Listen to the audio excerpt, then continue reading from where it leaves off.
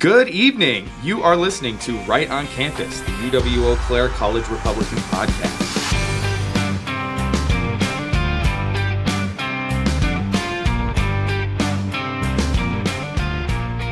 Good evening. You're listening to Right on Campus, the UW-Eau Claire College Republicans podcast. As always, I'm Ryan, the Vice Chair of UWEC College Republicans, and I'm joined with my co-host and working partner Tatiana, the President of UWEC College Republicans.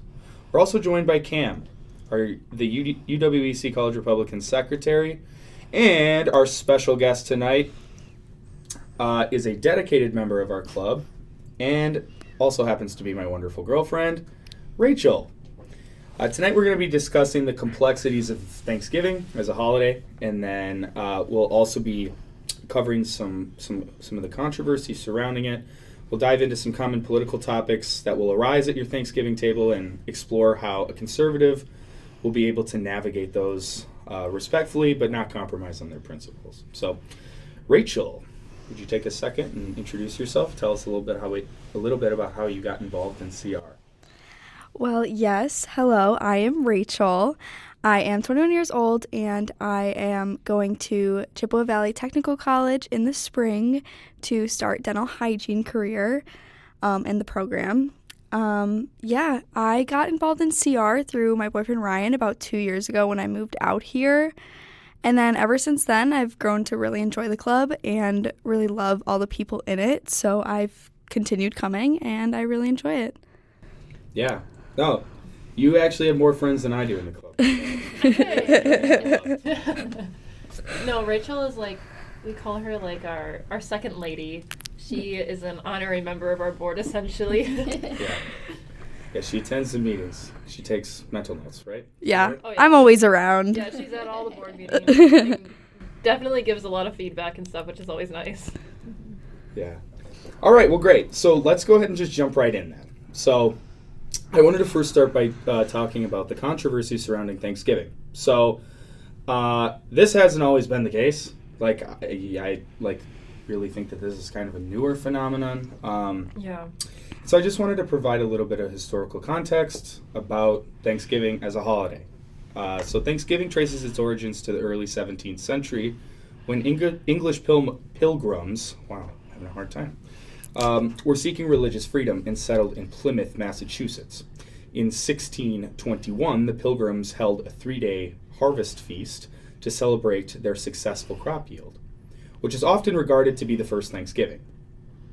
This event included the participation of the Wampanoag people, and also they helped the Pilgrims survive their first harsh winter by teaching them vital agricultural practice, teaching them how to plant corn, and they provided them with essential assistance to their survival. So that's the story we all know, and we all know that it's wonderful, and they came together and had a feast and they helped each other. But kind of as time's gone on, people have developed this different opinion about Thanksgiving, and that it's maybe a colonial holiday or whatever. And actually, it's led to Thanksgiving being known as the Thanksgiving Day of Mourning for Indigenous people. I have never heard that before. Yeah, it was.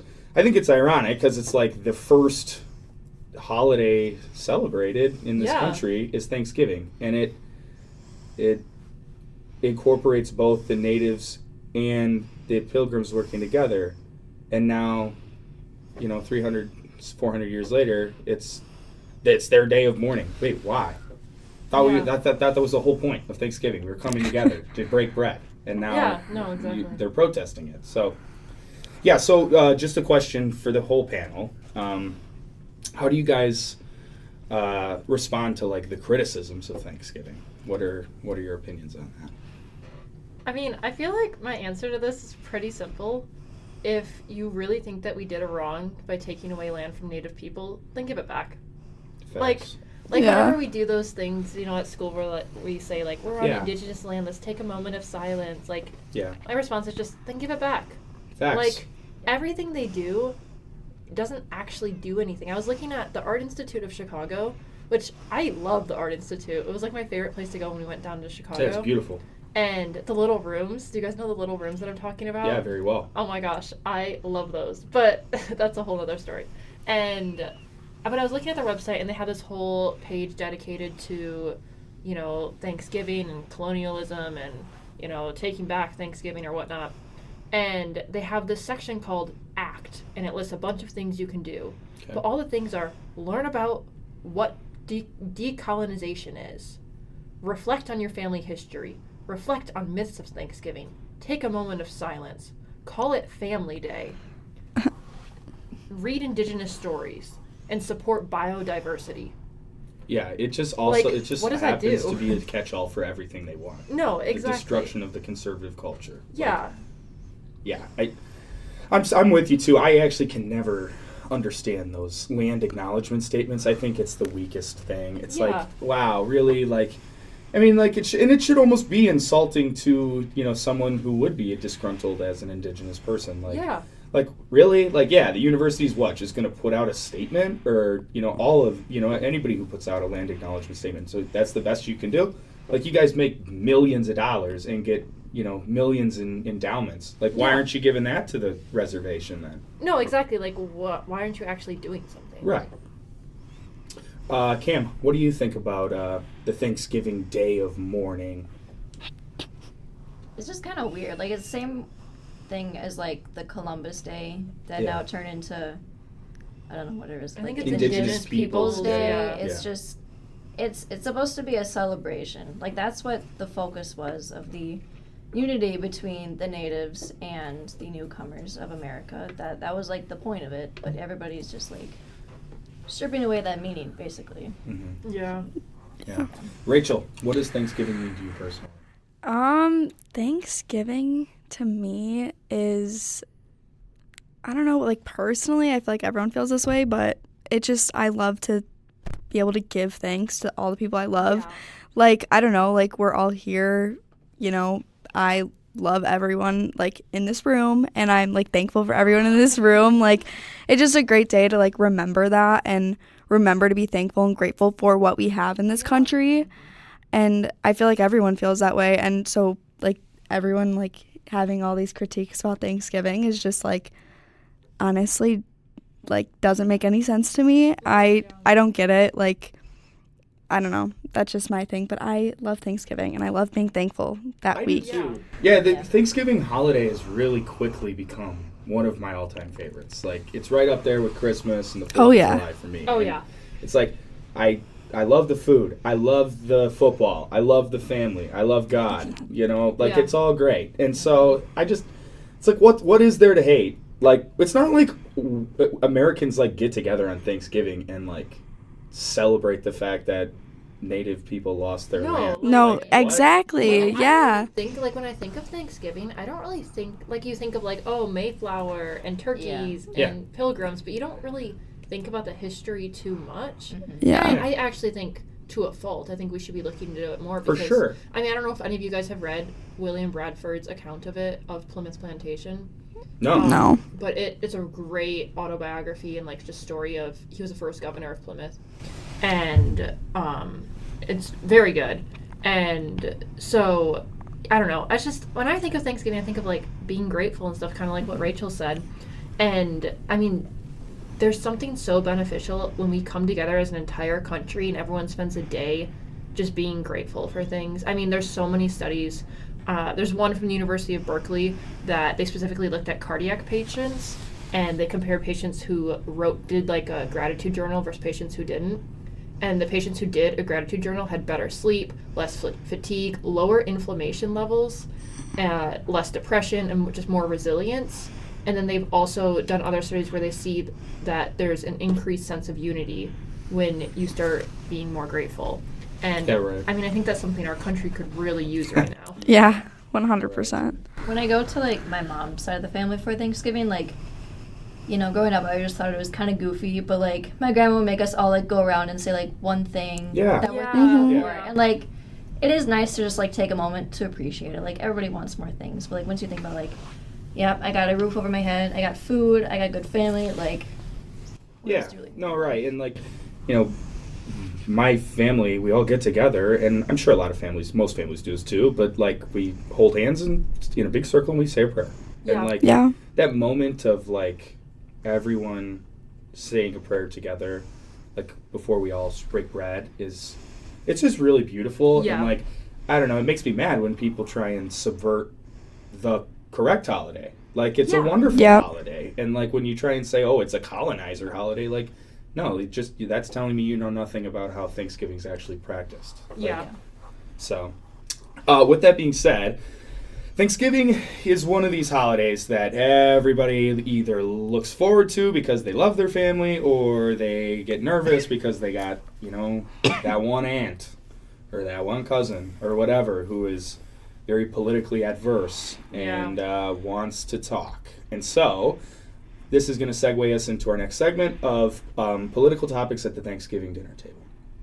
So I just wanted to start by diving in. Let's just go ahead and discuss different ways that conservatives are going to have to navigate these issues. And I just wanted to start with actually a little caveat from last week. It's social issues. So, some of the big ones right now are gender, race, and identity politics. Yeah. So how are you guys personally, Tatiana, why don't we start with you? How are you going to navigate any difficult conversations? And are you? Yeah, so, well, first of all, I feel like my Thanksgiving is a little, like, untraditional compared to a lot of people. Like, we don't get together with, like, my large family. It's just my immediate family. And sometimes a few, like, people from the church and whatnot. So it's pretty small, like, and stuff. But my brother's girlfriend this year is coming, and we don't agree politically. And so my mom actually, like, was like, make sure you don't bring up politics, because I'm the most political one in the family now. Yeah. Right. So am I. But to be honest, her and I actually get along really well, even though we have very differing views. And I think it's because of the way we both approach it. That's great. Like, we literally went out and got dinner beginning of the summer, I think, and we're just, like, making jokes about each other's political views. And, that's always fun. We were able to, like, have lighthearted conversations about it and not get offended. And I think that's ultimately, like, what you have to think about when you're having these conversations is, like, how can I make this fun and lighthearted and, like, show you that I still love you in this and that it's not, it doesn't determine your identity. Yeah, you're not the enemy. Exactly. Yeah. Well, to sort of segue off of that, I'm going to briefly touch on identity politics. And now it's become like a pretty big thing as of late. So identity politics has sort of emerged in the late 1900s with the rise of several different movements that stemmed from injustices done to particular social groups. Like, there's the second wave of feminism, and then, like, American Indian movements, Black civil rights, LGBTQ plus movements, all that sort of stuff. So basically, like, identity politics is just connected to the idea that the group that you identify with is making you a more vulnerable population. Mm-hmm. So essentially, like, identity politics is politics based on a certain identity, just like whether that's like your race or your religious beliefs or your gender, and just kind of like putting a label on yourself that helps define your political means. So just wanted to put that in there. Yeah, no, that's we appreciate that. Yeah. I do a lot of conversating with like-minded folks at these events. Like, I love to just talk with people who agree. You. But yeah, I mean, I've had a couple opportunities to have conversations with different folks from the family who don't agree with me, and like some of them are really, really against what I believe. And I think the best way that a lot of conservatives are going to need to go about, like, a gender or a race or an identity politics issue is just to be goal-oriented. The goal is not to win. The goal is to inform on your perspective in the best way that you can and represent yourself in the best way that you can. And I think that we talked about this on our last podcast, but with the gender thing, it's the truth is always the most important. And it's just, if you can calmly articulate why the truth is the truth using science and religion, if you're a religious family, then you can get your point across really well, and you can do that without damaging that relationship. Now, some people take a lot of offense. I actually have a question for you based on that. I don't know if any of you guys have experienced this. I haven't, but how do people address family members who have like decided to change their pronouns or change their gender? And like, where is that line of respect and like compromising on truth? I don't have any family members that have changed genders or have changed pronouns. I don't do the pronoun thing. Yeah, no, me neither. Yeah, I won't. don't. So, and I just, but I do know that this is a large topic of concern for a lot of the more mature or elderly people in the county party. Because I remember, like it was yesterday, we had, when we went to that Chloe Cole event, oh yeah, there were quite a few grandmas, looked to be grandmas, who got up and like expressed very like dire, and desperation of concern for their situation. Yeah, they because were they like, have what do I do? grandkids or trans, or they want to be called a different pronoun or whatever, and they didn't know what to do. And it's so difficult because these grandmas, grandpas, moms, dads, they just unconditionally love their children, and so they think that is the answer, is to just conform and let it go and let them think what they want to think, and maybe they'll grow out of it. But I think the important thing with the pronouns and with the gender thing is that it is a domino, or you could think about it as a house of cards, and if you pull one at the bottom, and that's a very foundational piece, that whole thing's going to come down, and it might not be able to be put back together. And that's the danger of this stuff, is just stick with the truth. Stick with the truth, and don't falter on it. And you don't have to be an asshole. You can just be truthful. And And the way I've approached it, and I haven't had an experience where like I've had to use somebody's pronouns a ton if they like tell me that they have different pronouns. But I did have an experience up here at school where I was just talking to somebody about their friend, and they're like, oh, well, this person transitioned, so they use he, him pronouns, or, whatever it was. And instead of, being, like, rude about it in your face, like, she, her, I was just like, well, you're a friend, Oh. Yeah. You just avoid it altogether, and I think it depends on the person, too. Right. But, I mean, I think you can go about it in a respectful way where you're, you can acknowledge that that's a sore area for them, but also not compromise on it. Yeah, my go-to would be just to, like, use their name. Yeah. No, that works too. Just avoid the whole pronoun thing in a whole... Do you guys care if people change their name? I feel like that's just a lot less of an issue than your whole... Yeah. No, I don't have a thing. problem with it, but I know some people do. Mm-hmm. That's I don't know, valid. like, people got, like... I just kind of view it as people got, like, nicknames. Like, I just feel like it's just another thing, like, I don't really care what your name is. Right. I'm just not going to call you a different gender than what you are. Right. So, like, Yeah. whenever somebody... Whatever you introduce me as, like your name is, that's what I'm going to call you, Yeah. you know? Well, For all fair. I know, that is your name that you were given at birth. Exactly, yeah. So. Yeah, and, I think it depends, right? Like, if it's just a friend, of course, why would I not call you whatever you want me to call you? But imagine being a parent. Oh, yeah. You name your child after your father, Yeah, and then your that's kid hard. transitions and says, I hate my name. I want to be called Rachel, not Ryan. And, like, maybe Ryan was a very important name, and, like, that is deeply offensive to your parents. Yeah. Like, so that's where, I think people do have a little bit of a standing to say, like, well, you also, you didn't choose your name. You were also given your name. No, that's true. Yeah. And you But were given people your do gender. change their names. Like, I think that's where I'm like, I think it's, I can see where I think it's rude to change your name. Like, Yeah. I don't love it, but there are, people do grow up and change their names. And, My aunt did. yeah, okay. Yeah. And, like, I guess to me, it's just kind of dumb, but you can do it if you want. Like, to me, that's yeah. not going against biology or truth. I mean, yeah, I agree with that. Yeah. So I think arguably the most heated topic that we're about to run into this Thanksgiving is going to be abortion. Yeah. So this was the mobilizer for the left this election. Yeah. This is the mobilizer for the left in every election. And for some reason, young women have decided that this is the only thing that they can possibly think about. Besides you two very bright individuals. Three. Yeah. Wow.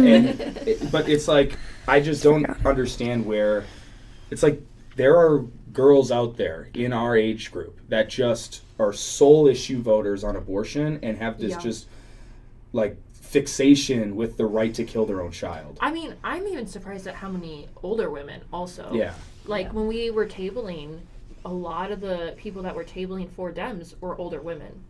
And they would literally tell us, like, I'm so sorry that you don't understand that your rights are being taken away.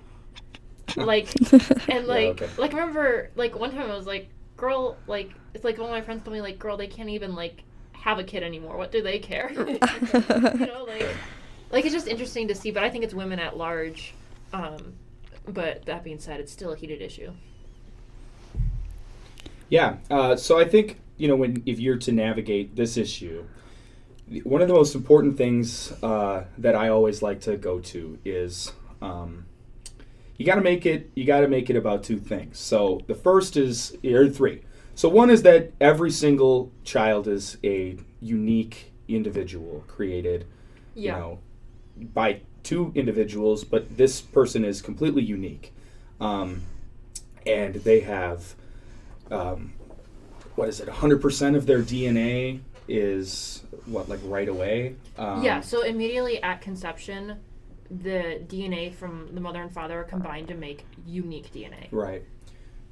I mean, it's by 6 weeks that we can get heartbeats detected. Yeah. And so there's that side of this about how every single child is a beloved child of God, and that you can't take a life like that. But I think if you apply it to the American legal system, the first thing is every single person in this country is endowed by their creator to certain unalienable rights, among these being life, liberty, and the pursuit of happiness. Mm-hmm. And there's a reason why life was put first, because you can't have any rights if you don't have the right to live. And so you can't have liberty without life. You can't have happiness without liberty. You know? And so there's piece number one. Number two is no person in this country can be put to death without due process of law in a trial by jury of their peers. And every single aborted baby in this country is put to death unanimously. Yep. Without a due process, without a trial. Nobody looks twice. Nobody thinks about the interests of that child. And does that child have a choice in the matter? Yeah. You know? And so, yeah, I think those are some very thought-provoking questions that you know, might not be as sharp as, you know, some of the other ones that we can use. And I think that those might resonate well with your more liberal family members. Anybody got any thoughts on this? Like, do you have family members that love abortion and just want to talk about it, or how do we feel? I do. I have some family members that like to talk about it and bring it up, and I've kind of tried to stay very, out of it. Yeah. My mom is probably listening. Hi, Mom. But my mom loves to bicker. Love you, Mom, but she does, and that'll happen, and I like to talk about it, but I kind of just try and, like, if it starts getting heated, I kind of just am like, okay, I hear you, but I'm just going to walk away. Mm-hmm. Yeah. It's my family. I don't need to get super political and fight with you about things. Yeah. And it seems like sometimes a lot of my more liberal family members like to fight about it. And that's just not something I'm willing to do with them. No, exactly. And I think, that's one thing when you're getting into these discussions, like, know what you want. Do you want to go into this and do you want to actually have, like, a discussion/debate on it? Or do you just want to try and move on from it? And I think that kind of is how you tailor your approach. But I think, one thing that if you are going to have the conversation, just know that it's a conversation, not a debate. Right. Yes. And yeah. Could not agree more. Yeah. And, like, don't get caught up in like, I need to prove my point, I need to prove that I'm right, but take time to listen and like focus on asking questions and just trying to better understand what they believe, because when you understand what someone believes, you better understand who they are. Yeah. You know, Yeah. and I think then if you look at it that way, you're just learning about someone. And you're not going to reach them by pushing them away. No, Right. exactly. Right, and the best way to reach them is when you're having a conversation with someone who is very disagreeing with you, it's not about what they're saying, Yeah. because we obviously know what they're going to say. Yeah. It's about why they're saying it. Exactly. And if you could figure out why someone feels that way, you can hit at that a lot easier than like just kind of shooting in the dark. And with that, I think find what you both agree on. Right. You know, because I think the abortion topic is a great example of, you know, and I think a lot of topics, but specifically abortion, both sides truly believe it is a human rights issue. Yeah. And you can both come to that conclusion of this is a human rights issue. Now we can we both agree that, you know, these are both humans. And then you look at, are they both, you know, persons? Do they both have that value of being human? And which value outweighs the other, to what extent, you know, like at what point does one lose its rights at the extent of the other? And you know, and I feel like that's the entire argument of abortion. And when you start with, well, we both agree this is a human rights issue, you're acknowledging that you see a good thing. You want to do a good thing. And psychologically that does something in our brains. Yeah. It makes us feel good. Right. No, that's a really good point. Yeah. And yeah, that is the key takeaway here, is that if you can, especially with abortion, which we should spend a little bit more time on this topic because it's the one everybody's going into. And it's like, yeah, in a lot of people get mad really quick, and they because they eat the propaganda up, and they eat it up about how conservatives are like bloodthirsty and coming for your rights and like want to limit you, and like you'd be surprised how many people like genuinely believe that people just support abortion because they want to take rights away from people. And that's for sure. You just need to outline like why it is so important to value life, and how dangerous actually it can be, to go back to your point, to start drawing lines for personhood and where rights are. And it makes the most sense that if a human being is going to have any rights at all, it needs to have those rights from the moment that it exists, not from the moment that it's born, not from the moment that its heart beats. The only line you really can draw is the moment it begins existing. Is it or is it not human? And if it is, then it has rights. Does every human being have rights? You know, that's your question. And I think too, you know, like when people start to get heated, that's a great time to just be like, I can tell you're really passionate about this. I can tell you really care, you know, and and I think once again it kind of disarms people a little, and it makes it much more of a conversation. Right. Back to Rachel's point too, like it, you know, with this, the whole point of this podcast is how to navigate a conversation with someone. But I think she makes a really good point. That's like, if you notice that you're getting hot or they're getting hot and it's getting bad and you need to evac, get out. Yeah. Just remove yourself for a sec, calm down, be that mature person. No, and you can do that, I think, in like a lighthearted, fun way to kind of calm tensions. Just be like, I don't think you want to get into this with me. That's a line I use a lot. I just had a conversation with somebody recently about abortion, actually, and like stem cell research and stuff.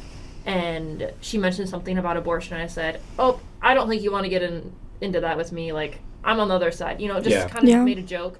And she was like, oh, I know. And I was like, okay, yep, it's too late for this, you know. And then we kind of just backed off, you know, from it. And that way it's kind of like you're firmly putting that boundary in place that I think can be important. But you're also, you know, being nice with it. Right. Yeah. And it's really tempting, like, if someone's coming at you very aggressively with their points, it's really tempting to, like, match their energy. Like, it's like, well, they're doing it, so I'm going to do it too. But be the bigger person. You can step away and just be the respectful one. Yeah, and that's not to say you don't stand up for what you believe in, but you have to know that these people are family, and you don't want to cut family off. Right. Yeah, or like permanently damage relationships. That's no fun. Yeah. So obviously, with the incoming Trump presidency, we're going to have a total shakeup of economic policy. And so Is this like a topic you guys are passionate about? Is this something that you feel like will be brought up at your family events? My only issue with my family that I ever run into is social. Oh, it's all social Oh, politics. interesting. A lot of my family that is like older and stuff, all of them kind of, I feel like the economic policies, they like probably would prefer Trump's Okay. Right. in a sense. But when I honestly, in my family, I have a lot of conservative family members, Yeah. more so than liberal. And my liberal family members, all they will touch on with me is definitely social. Yeah. Okay. Yeah. I mean, I feel like social makes more sense if they're not people who are interested in business or economic stuff. Yeah. I particularly like this topic, going back to the Thanksgiving thing, because did you guys know we tried socialism in America when the Pilgrims first came over? Really? Yeah. No idea. William How did that Bradford. work out? Yeah, no, it didn't. William Bradford, as I mentioned earlier, he wrote Of Plymouth Plantation. Highly, highly recommend that book. Thank you, Mom, for making me read it. But he was the governor of Plymouth, and when they came over, they wanted to try implementing the idea of collective property ownership. Okay. And essentially the idea was you work to feed other people, and you all share this land, and then after you work hard at the end of the day, we split it all up. Mm-hmm. And they all went into it like, we're Christians, we have a religion, like we believe in the good for the people, this is going to work great. Well, they got into it and they started to starve. Yeah. And I mean, it was terrible. Quite like most socialist countries. Yep, because people didn't want to work to feed people who weren't in their family. They wanted to work for their family. Right. And then once one person doesn't work, then that means that the next person is like, well, I'm not going to work if you're not going to work. And then pretty soon you only have 3 people working to feed everyone, and it doesn't work. And there was devastating famines. And then there became plagues because no one was, being healthy. And about half of the colony died. Yeah. I have seen those numbers that, like, most of those colonies, when people came over, like, in their first couple years, it was rough. It was, like, really difficult. Yeah. And so once that happened, William Bradford was like, okay, we need to change something. And so he switched to a capitalist approach, and everyone got their own property to run. Right. And that's how we actually had our first Thanksgiving, was the harvest was bountiful, and they began trading that harvest with Native American tribes and stuff. And then they learned about native crops through, their encounter with the natives there. And we had Thanksgiving. And so looking at Thanksgiving, it actually truly celebrates the success of capitalism. It came out of a market. Which Wonderful. is very cool considering, our country is built on capitalism. And I think it's just a fun story, I think, to share at the time of Thanksgiving if you do get in these conversations, because everyone can relate to Thanksgiving at the time of Thanksgiving. And, I think it's a great story. So. One of my favorite things is, like, when you guys seen those videos where like a dad has his, like, 2 daughters or whatever run a lemonade stand all day. Yeah. And they grind and they make a bunch of money and they do good. And then the dad comes and he makes them put it all out on the table and he says, all right, this is your this is your fixed cost. And so he takes that out. And he goes, and then they're pissed because they're like, oh my gosh, I wanted that $30. He's like, nah, you got to pay for your stuff. And then he goes, well, and here's the taxes. And so he takes the tax out. And then the kids are like, oh, are you serious? I want that money. And the dad's like, well, yeah, and this is why you should support low taxes, because the government or your dad shouldn't just take your stuff from you. So and I it's a actually good lesson to learn. Yeah. I actually had this happen. When I was younger, my grandpa owned a vineyard for a while. No way. And my brother and I went down there and we worked. Well, my brother worked. I picked 4-leaf clovers. But I was supposed to be working, and so he paid us, and he paid us accordingly. My brother got much more money than I did. And then at the end of it, he also took money out for, government taxes and, like, fees and whatnot. And I remember first of all, I was mad that my brother got more. And I was like, well, it was hot out. Like, this is so unfair. And I found 4-leaf clovers. Like, that should count for something. But, I remember, like, that was kind of when it hit me that, when you earn money, you don't even get to keep all of your money. Mm-hmm. You know, and I think we can all relate to when we got our first job and you get that first paycheck and you're like, what happened to, you know, a good chunk of the money I earned? Right. Payroll tax, it's tough. Yeah. Well, and I think the economics issue, it's like everybody can kind of relate because like we all are feeling the belt tighten. You know? And it's no fun, and you know, I think we all can understand that blowing out spending on social welfare programs is not the answer to a failing economy. Exactly, yeah. Just to pump more money into the system isn't going to fix anything. And that's it's like I talk to some liberals a lot, and they're always they always come back to the same thing. It's like, oh well, you know, people are struggling buying houses, and instead of looking at, you know, a bunch of different reasons for why that could be, it's always like, well, let's just fix it by giving them out.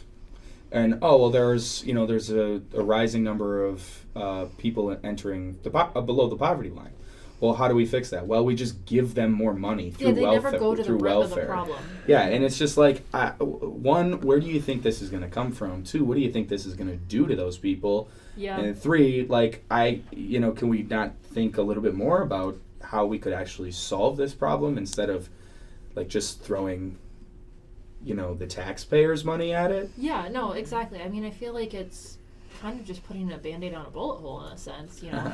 Like, oh, you know, here, we can't fix the problem for you, but we'll cover it up for now, you know? And it's, you know, look, we're doing something good. We're giving them money so they can succeed. But the root of the issue is still there, you know? Yeah. And I think another great example of this is actually racism.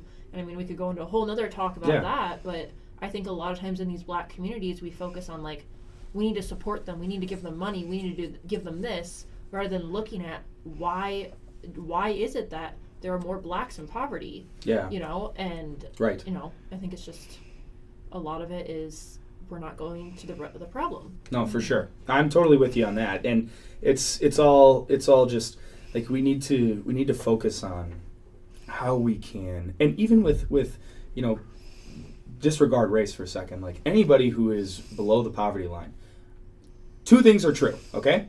One being they are at certain disadvantages and have had certain disadvantages that, you know, some people may not have had. And I grant that. But I always get a little, you know, annoyed because I think the second thing is like, you know, if you like take the homeless population in Eau Claire, for example. And so I think there's probably a lot of them that have I would hope that they can't get jobs because they're felons or something and they just can't get a job. Not that they're not choosing to.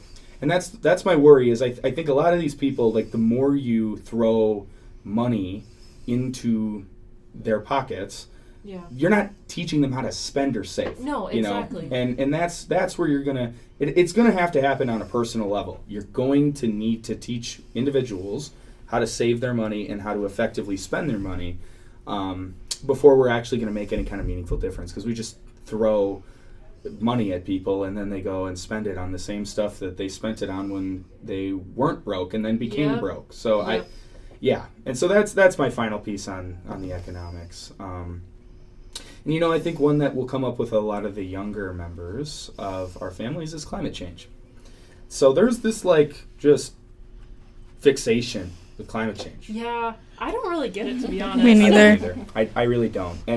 And you know, this has been a thing for quite some time, but it is very striking how popular the climate change agenda is with Gen Z. And so if we have cousins who are our age, or if anybody's Gen Z, you know, in your family, there's a good chance that this and abortion is going to be on the top of their docket. Oh yeah, I mean, I feel like climate change comes up in everything now, where it's like, oh, you know, use this because it's more environmental friendly. Like, sure enough, if you're using plastic forks, you know, at your Thanksgiving, I'm sure somebody there is going to say, you shouldn't be using plastic. You're killing the turtles.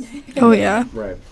Right, which, you know, I understand a lot of, I understand, like, the micro stuff, like, the small-scale stuff, the personal level thing. I can actually, like, sympathize with that. I think it's cool. It's nice that, like, if you want to use more sustainable products, you know, good on you. Fine. That, you know, but like, once we get to this higher level, it starts becoming like, oh, well, we need to completely change the way we live our lives. We need to ban gas-powered cars. We need to ban the sale and the exploration of oil and gas leases. Yeah. And, I think it's so first world of us to sit here and be like, text on your iPhone and tweet from your iPhone with your Starbucks cup and say, yeah, well, climate change is going to ruin everyone's lives. It's like, okay, the reason why the poor in the world, the countries are poor, is because they're not using fossil fuel. They don't have lights on. They don't have coal plants to turn those lights on. They don't have heat. They don't have running water.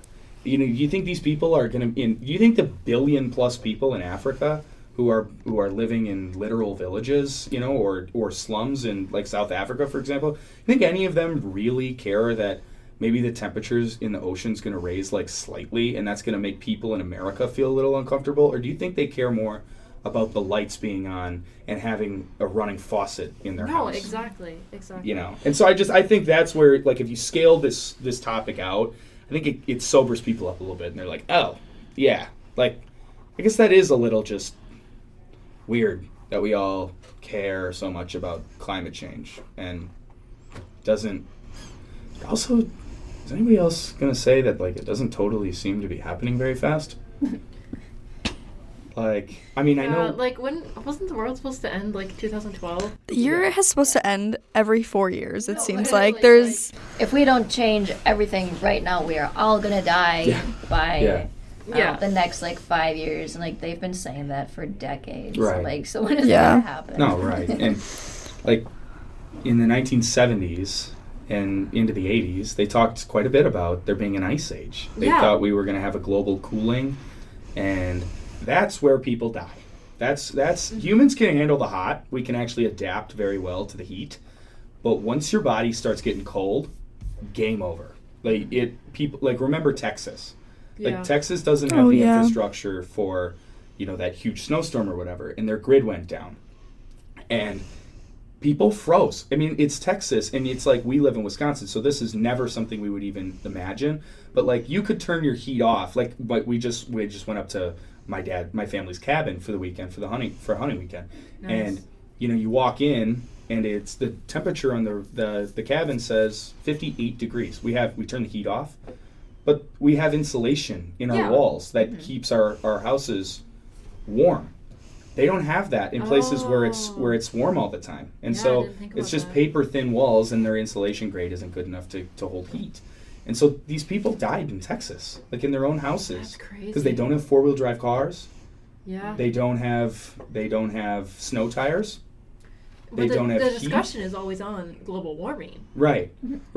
And so all of a sudden they get a snowstorm and people die, but yet the globe is warming. Interesting. I don't know. But we'll see. We'll see how that shakes out.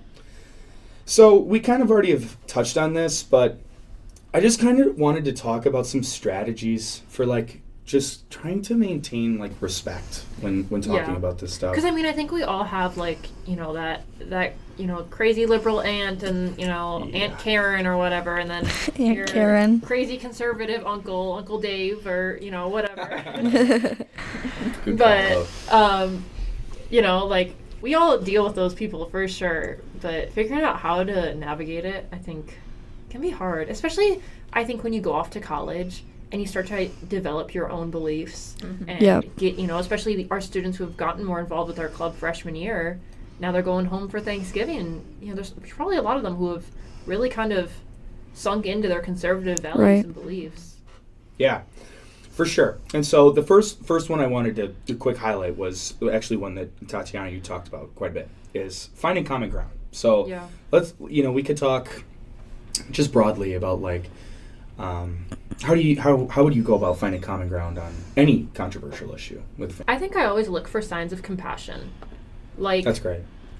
Like, you see, if you look at any issue, you have to. Politics right now is so based in feelings, and just so much of our world in general. And when we talk to people, you have to think, like, okay, so what people or what group are they trying to help here?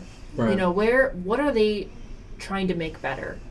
And then when you figure that out, then from there you go, okay, how do I do the same thing in a different way? And why is my response different? You know, like with the abortion one, we talked about it's human rights, you know, and okay, so we feel the same compassion for human rights. Why is my response different? Because I believe that human life begins at conception. Right. You know, and you can apply that, I think, to almost any issue. Right. And so the key is to just figure out what people care about when they're talking about these issues. Yeah. Rachel, do you have anything to add? I just think if you're in conversation with someone, I really like what Tatiana said, but maybe another way too is just being like, I understand where you're coming from, but I personally don't agree with it, but I can see your side. Like, I feel like that can kind of die a conversation down, especially if it's getting like kind of hostile, and just to like know that you hear them and you're listening and you can see their side, but then bring it back to why you disagree and this is why, and like then be like, I hope you can understand why I disagree, because you know, like then it's like, you know, I understand why you disagree, you understand why I disagree. Yeah, for sure. And Cam, did you have anything you wanted to add? Yeah, going off kind of like the common ground stuff, just kind of like taking baby steps into the conversation instead of like the typical points of like, you're killing a baby and like you're killing a woman, a mother's body. Like it just scale it back a bit and just take it easy from the start, because otherwise it's just going to be a bad conversation overall. Yeah. And I feel like ask a lot of questions. Like, I think so often we feel the need to jump on the defensive, but just ask questions and don't make them trick questions. Just genuinely try and learn more about their position, and just be like, why, even just ask, why are you so passionate about this? What drives you to be involved in this? Or like, why is this your top issue? You know, because it'll help like them just think through it a bit more too. Cause especially as like college students, you'll just kind of say like, oh, all of my friends are liberal, so I feel like, or all my family is liberal, so I feel like I kind of have to side with them. And, no, for sure. But when you like really break it down, ask them the questions, and they may think about it a bit more, maybe a little bit more open-minded coming from that conversation. So. Yeah, and you know, it may seem counterintuitive, but one thing that I've always noticed to work is a strategic concession.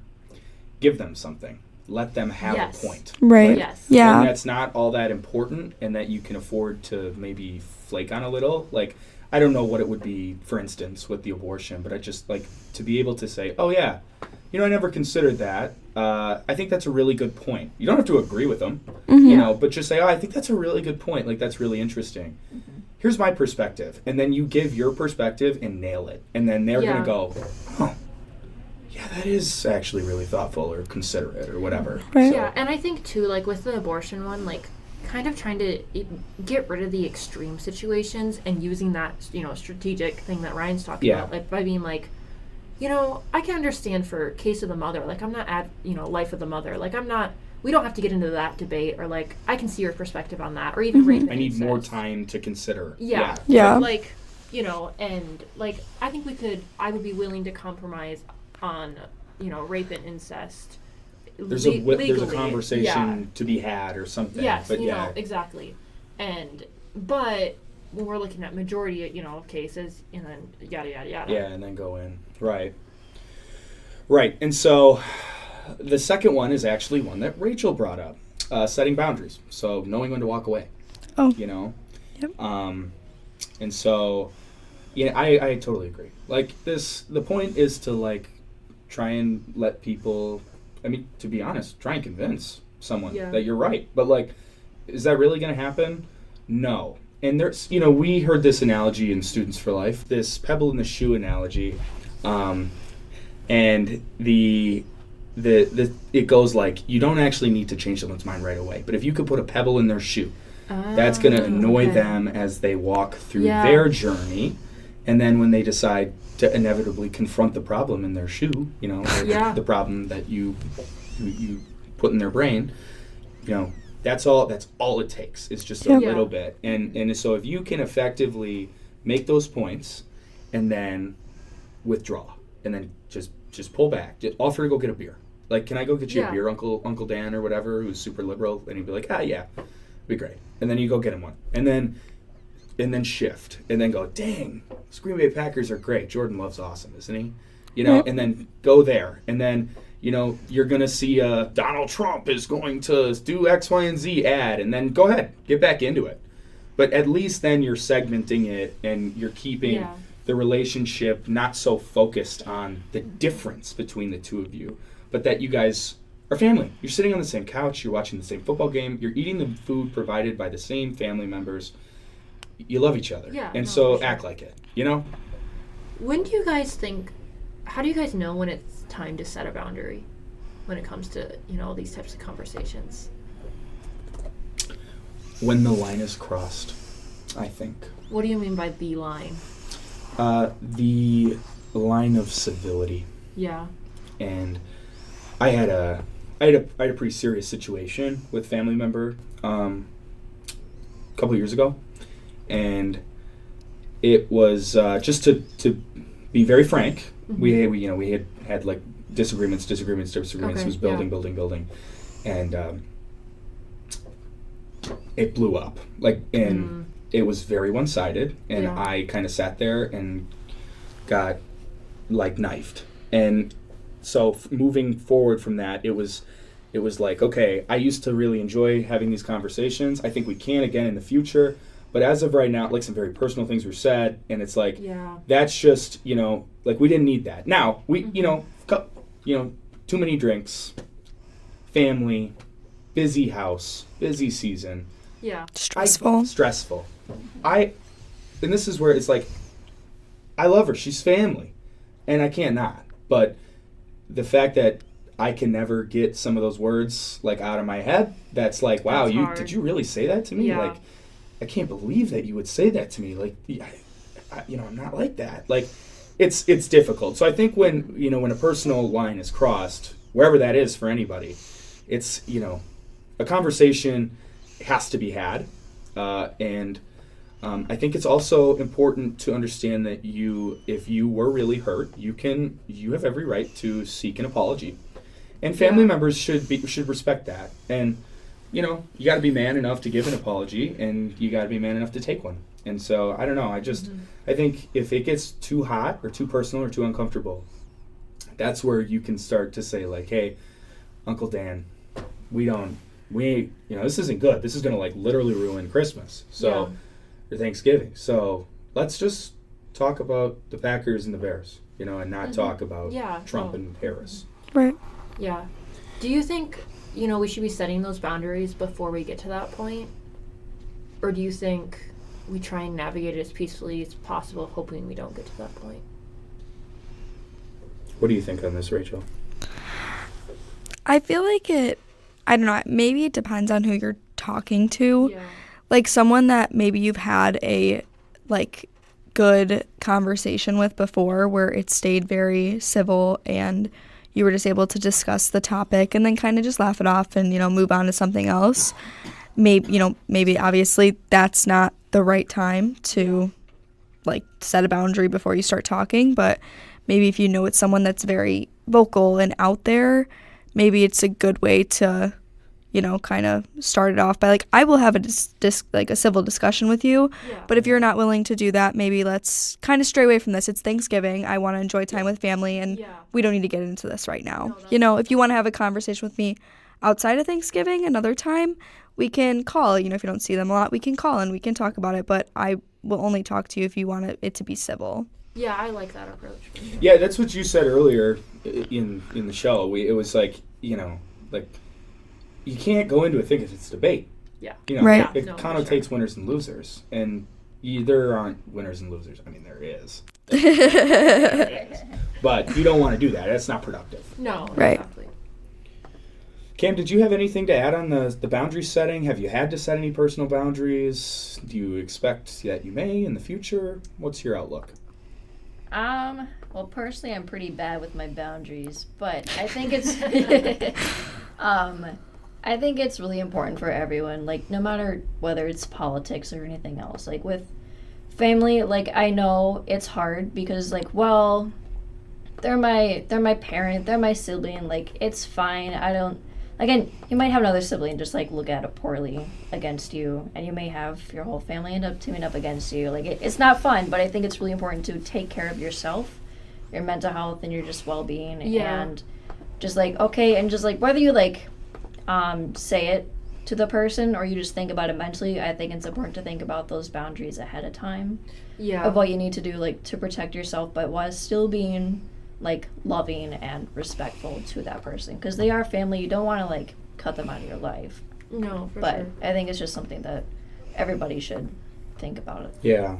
And I think you bring up a good point, too, with a lot of it depends on yourself, too. Mm-hmm. Like, what are you willing to go into? And some people don't want to talk politics, and that's okay. You don't have to go to Thanksgiving and be prepared to give your answers. Right. You can say, like, I'm really don't want to get into politics, Yeah. you know? And know what you need and to what extent you want to talk if you do want to talk about it.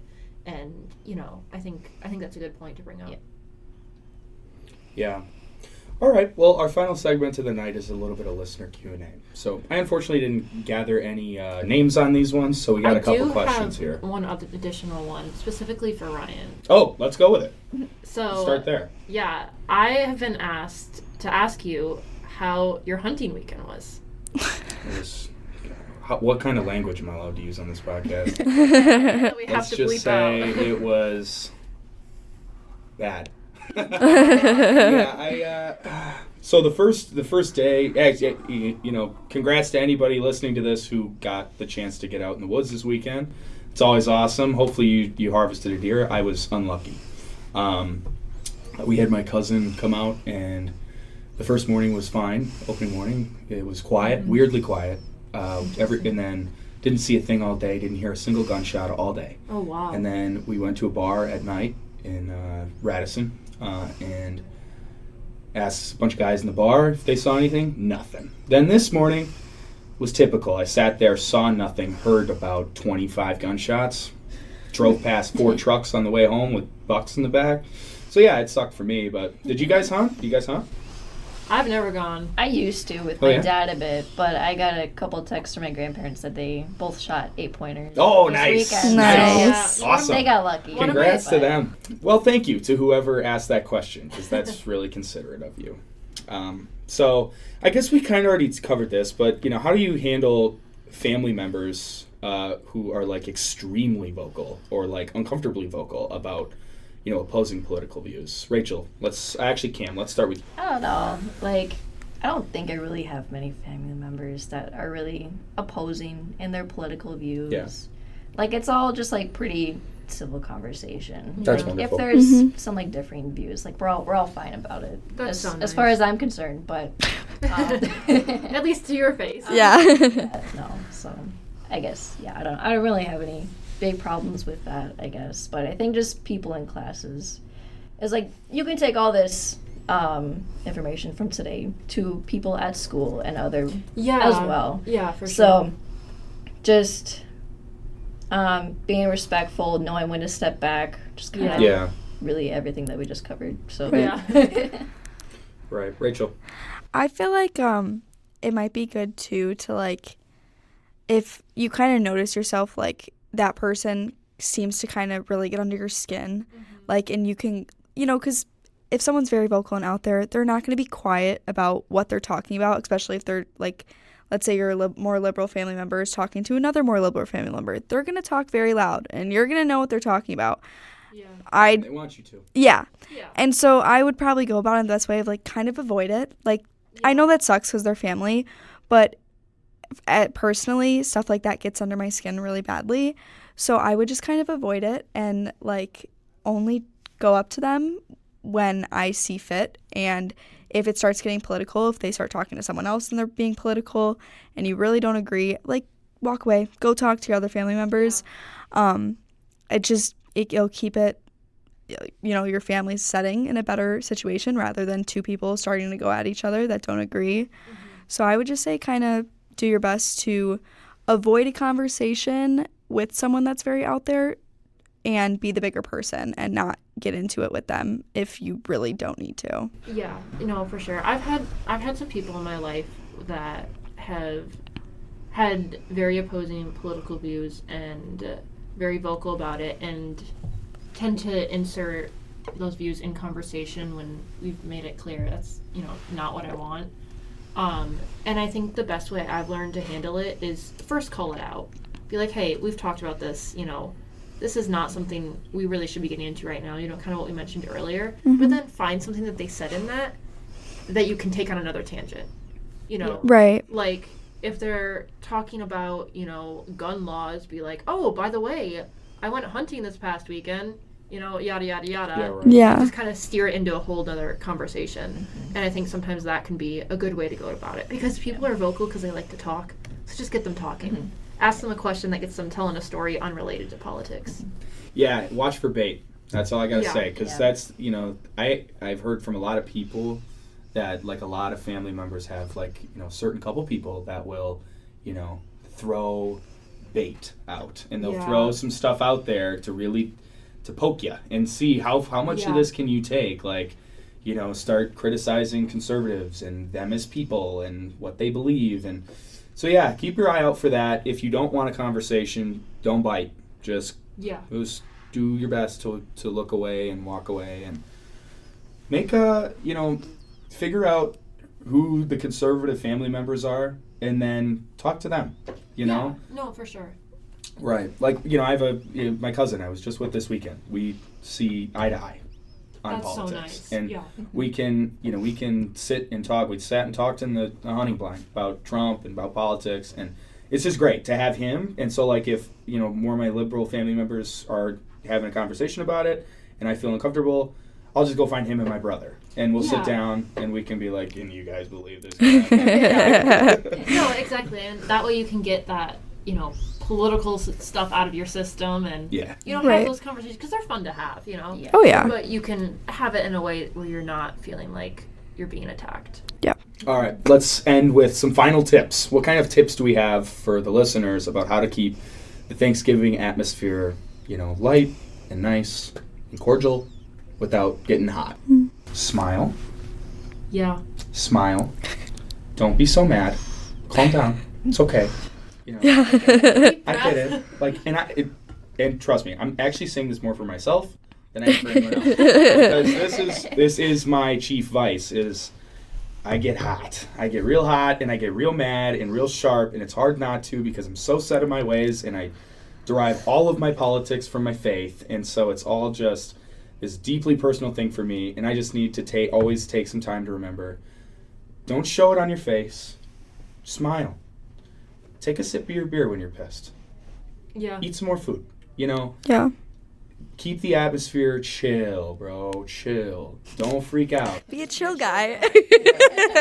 Chill guy, like, so that's my biggest piece, is just try not to, like, when you feel the face getting hot, thank goodness that the Thanksgiving is, what is it, just November 27th, is it? It's the 27th, yeah. No, it's not. 8th. 28th? Is it? Whatever. I don't It's know. it's 31 28. degrees outside right now. If your face gets hot, go step outside. Poke that thing out there. Yeah. Get cool. Yeah, no. Come back, like literally go out and cool down and Yeah. come back. Like, Yeah. It's very important to remember to maintain, Tatiana, homeostasis. Yes, throwing those biology terms out there. Hey, UWC biology taught me one thing. It was homeostasis. I think along with that, too, I've talked about this a little bit already, but make jokes. Yeah. Like, Yeah. people like to laugh, even whether it's politics related or not. If you make jokes, people just tend to like that, and there seems to be some kind of unity. I'm sure there's a whole science to it. Oh, yeah.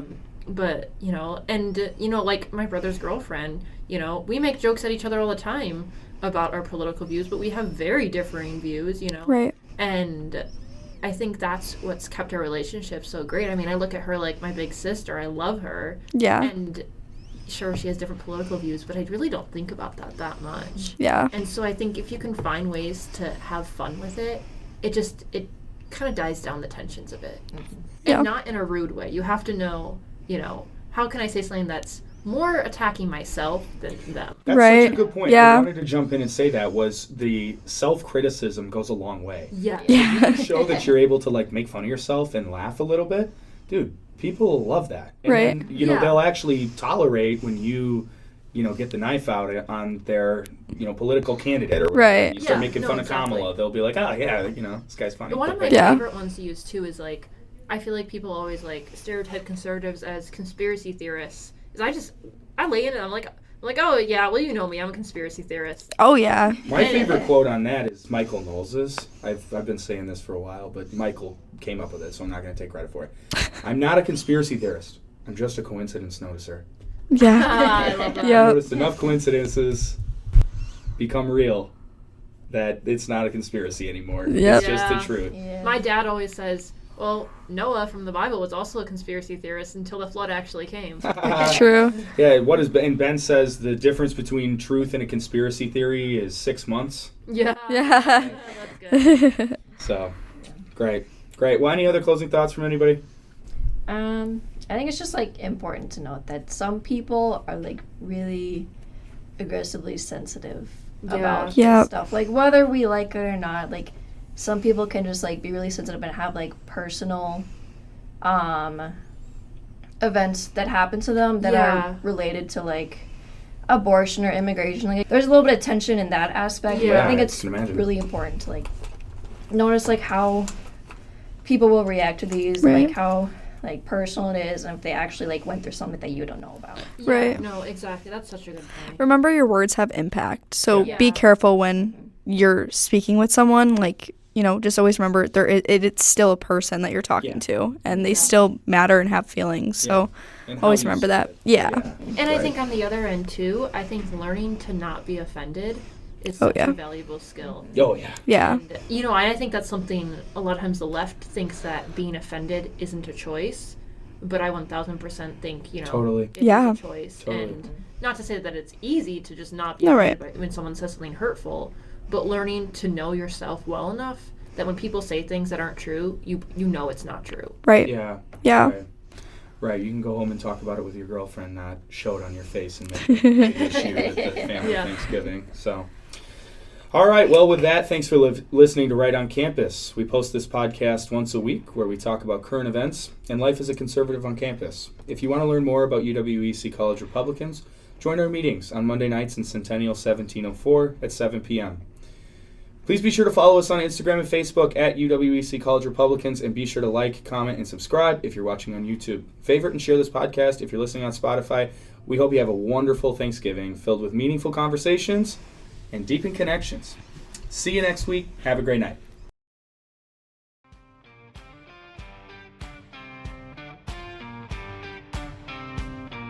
Thank you for listening to Right on Campus. We post this podcast once a week where we talk about current events and life as a conservative on campus.